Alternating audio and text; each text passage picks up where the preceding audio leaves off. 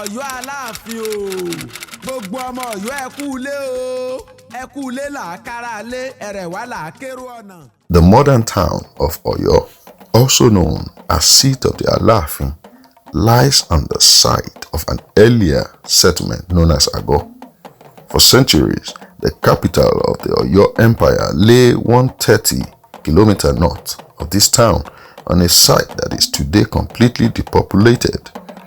But about 1837, this town, Old Oyo, was abandoned. The Alaafin and his followers moved south and settled at the small Egba township of Ago. The new site lay south due to direct Fulani pressure, but the Alaafin personal acquaintance with Ago also probably played an important part in his selection as the new capital. A northern quarter of the present town between the Awerintu and Ishowin streams appear to lie on the actual site of Ago. The Alaafin went to great lengths to make his new capital resemble the old Oyo. Apart from the toponymic change and multiplying population, the Alaafin founded a small religious precinct on the outskirts of the town, dedicated to the Yoruba god Shango. Today, he is remembered by one of the grandest buildings in the town, the Atiba Hall, which lies adjacent to the town's main market and the Alaafin's palace. Oyo town lies 32 miles north of Ibadan. In the 1830s, it was declared the new seat of the Alaafin of Oyo, the political leader of the Yoruba people.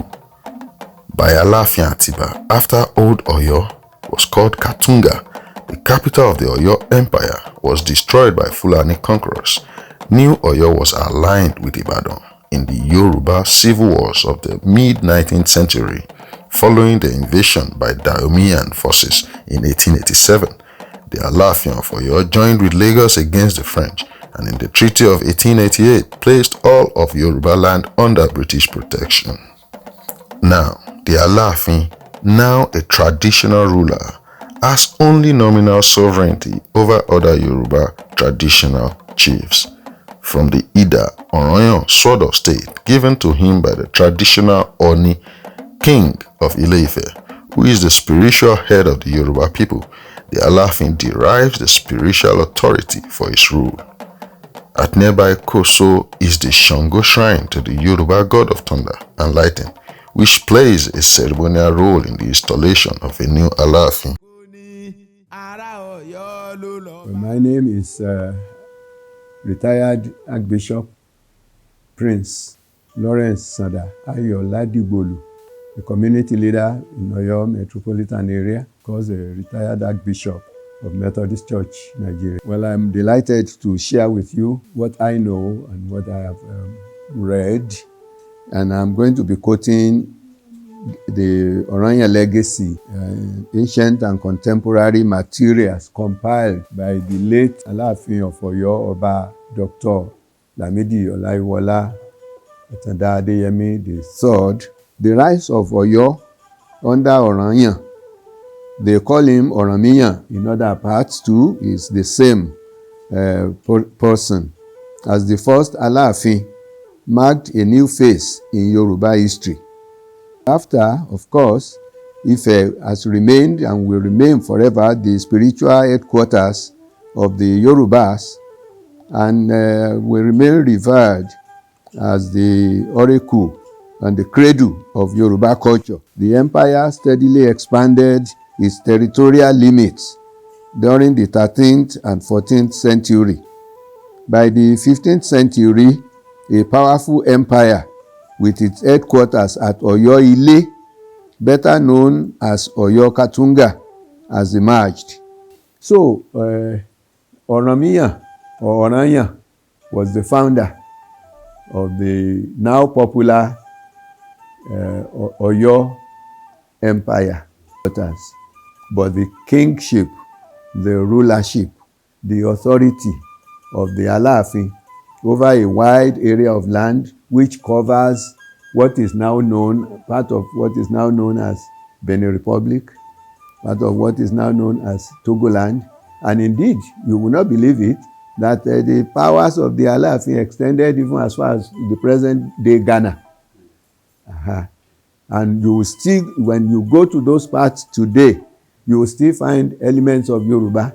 In fact, recently, a group of Yorubas from Accra, Ghana, came to visit in Oyo. And they told us that there are, for every state in Ghana, there are a number of Yoruba Obas, simply because of the number of Yorubas still domiciled in the Republic of Ghana, because of their connection, which are still retained with Oyo as the capital of the Yoruba Empire that they once knew, and from where their forefathers left and became, of course, residents in those other parts of the world. The title of Alaafin was retained after the fall of the old Oyo Empire as the official title of the ceremonial ruler of the contemporary natives of Oyo. The Alaafin is the political head of the Yoruba people. It was the ingenuity again, the sagacity of the Alaafin that brought about a system where balances were created in the administration of the empire, so that the Alaafin, though is the overall, if you like, is the president, but he doesn't hold all the powers in his hand. The system allowed for control, so that the Alaafin doesn't take unilateral decisions without consulting with the Oyomesi. And no wonder that when the British came to Nigeria, the first surprise they met was that what they had not discovered in their own country, in their own continent, had been in practice 100 years ahead of them in Oyo Empire, where the king was not the sole authority, where the administration is shared, and where consultation was employed as a way of administering the country, as you will, or the empire, in a manner that everybody's need was met satisfactorily, even that long ago. The Oyo moved from Igboho, and the kingship moved to Ago-Oja, which later became Agodoyo, and of course, which is now Oyo. And remember, the Ekun-Otun, Ekun-Osi, Ibolo, and all the other parts of the empire were part of one single empire. So Atiba did not come to a strange land to rule. He did not have to obtain permission to use any part of his empire to set up, like Nigeria decided that, okay, Lagos was being overstretched, and we decided to find a place that is central and later now known as Abuja. And so the government of Nigeria does not have to take permission, so to say, from anybody to say, hey, I'm relocating the headquarters for the smooth administration of this land to this place. They just choose the place, resettled the people, and there we are. So that's exactly what our own forefather, Alaafin Atiba did.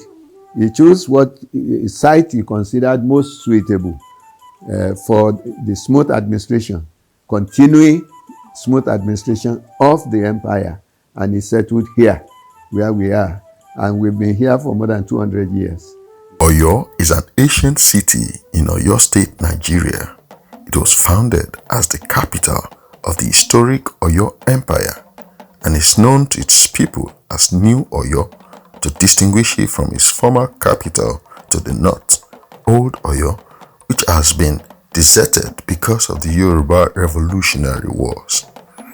Oyo, established by Oromiyan of the Yoruba people of West Africa, Oyo quickly grew to become one of the most powerful states in the Yoruba-speaking region. From its capital city at Oyo-Ile, this weak state in the early 1500s had by 1550 captured two neighboring kingdoms, Bogu and Nupe, to become the most dominant political entity in the region. Oyo is ruled by an Alaafin, a king who shared power with the Oyomesi, aristocratic leaders from each of Oyo City's 7 wards. The Oyomesi were responsible for the selection of the Alaafin. They could also call for an Alaafin's suicide if he abused his power. Under Alaafin King Obalokun, Oyo expanded southwest to the Atlantic coast and became part of the Atlantic Ocean trade system. Trading mainly in slaves, Oyo was able to acquire much needed foreign exchange. During the 17th and 18th centuries, Oyo further expanded westward under Alaafin Ajagbo, becoming a major empire, but never encompassing all Yoruba-speaking people. In response to attacks by the Nupe people, Oyo became much more militarized, reorganizing its cavalry and infantry in the 16th century. The cavalry became the foundation of the army because of its Atlantic ports. Oyo was able to obtain horses for its cavalry from Europe and North Africa. Oyo's wealth from trading, and especially slave trading, led to debates about the kingdom's future. Some Alaafin wanted to use the wealth to maintain the army and expand the geographic area of the state. Others wanted it for conspicuous consumption. These differences led to civil wars as rivals competed for control of the throne and of the Oyo vast treasury. This period of internal strife ended with Alaafin Abiodun, 1754 to 1789, who reduced the power of the army. The downfall of the kingdom of Oyo was rather swift. Oba Abiodun, concerned with grand displays of royal wealth, allowed the Oyo army to disintegrate. This in turn allowed weaker peripheral states to break free of Oyo's control. One of those states, Dahomey, in the southwest, soon became a political and military rival. Oyo was also affected by the Fulani jihad wars waged by Muslims on its northern frontier. Eventually, this province broke free as well. By the beginning of the 19th century, Oyo lost control of lucrative trade routes, which had been a major source of state revenue. By 1837, the kingdom of Oyo had collapsed.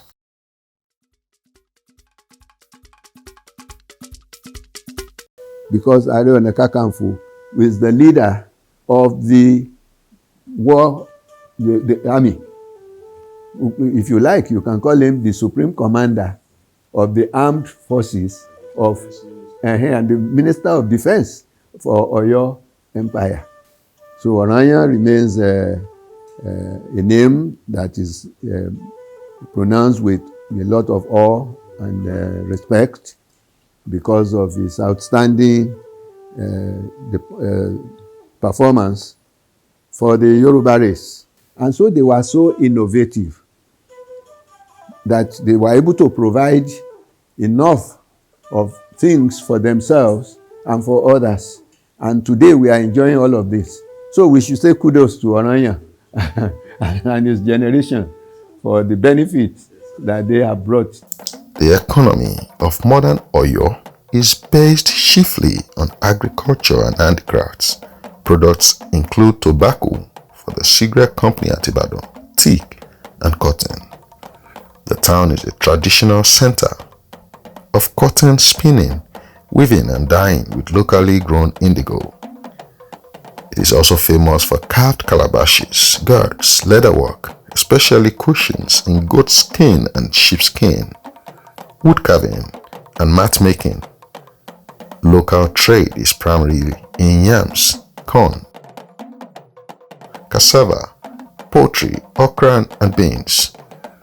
By the 1860s, a Yoruba mission, Anglican, was established in Oyo, which is now the site of St. Andrew's College, founded in 1897, one of the oldest teacher training institutes in Nigeria. The town lies on the main highway north from Lagos City and is a hub for local roads serving the state. The population as recorded in 2006 for the local government was about 260,000. Today, it has risen astronomically to around 471,000 people, according to macrotrends.com. From the pre-colonial times to the early 21st century, the role and status of women in Nigeria have incessantly evolved.